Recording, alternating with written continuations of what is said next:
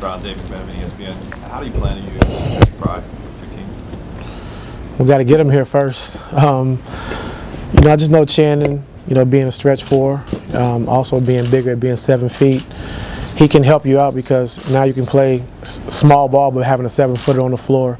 You know, I think at times we play like Chicago, you know, they hurt us on the glass because of Taj Gibson being relentless and, you know, going to the glass. And Channing Frye being an underrated post defender and being long, I think you can still stretch the floor and also be able to play in the trenches.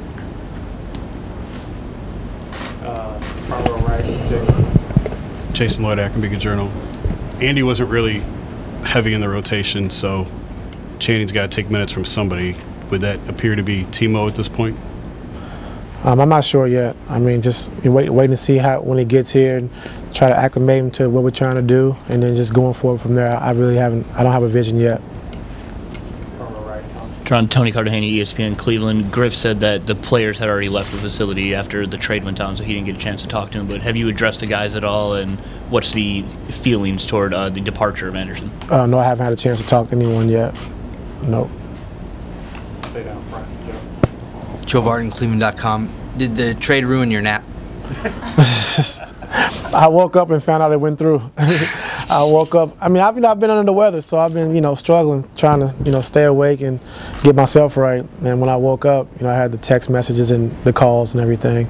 So, you know, it was tough. I mean, I was just going to, on a more serious note, I mean, Andy's been here forever, and, you know, he's the second longest tenured teammate LeBron's ever had. I mean, it's a business, but is this going to be tough on the guys to some extent?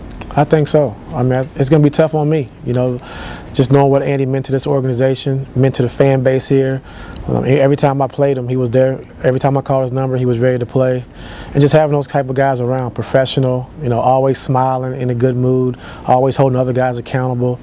That's just a great guy to have around, and it's a hard guy to lose.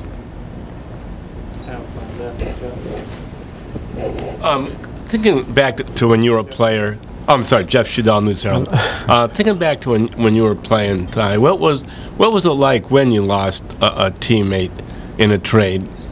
You know, it was tough because you go through training camps and you go through preseasons and you fight and struggle as a team to try to get to a common goal, and that's winning a championship or making the playoffs. If you know you try and take that step, and then to lose a guy in the mix of all that it's tough, and especially a great guy, you know, like Andy. If it's a bad guy, you don't really mind it, but to lose a guy like Andy Varejao is really tough. Jason Lloyd, Academic Journal. It could be too soon to ask this as well, but you've been consistent about wanting to play 9 guys. Does this change that? Do you now go to 10, or do you keep it at 9? Not sure. I'm not sure. I'm sorry. I'm not sure. That's all right. Steve Ashburner, NBA.com. Was there a sense in your group, coaches, players, that you needed another element, you needed what Channing Frye can bring, and that it was important that your team did something today? Well, I think, you know, considering the way we play with Kyrie and LeBron running a lot of pick and rolls and trying to keep the floor spread, I think Channing Frye gives us that.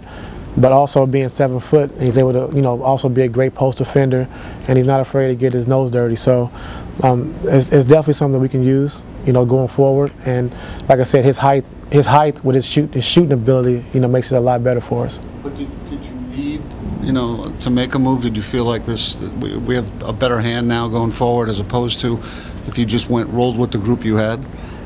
I roll with whatever they give me. I don't have a choice, you know. So, you know, Griff made the decision, and this is what we got to live with.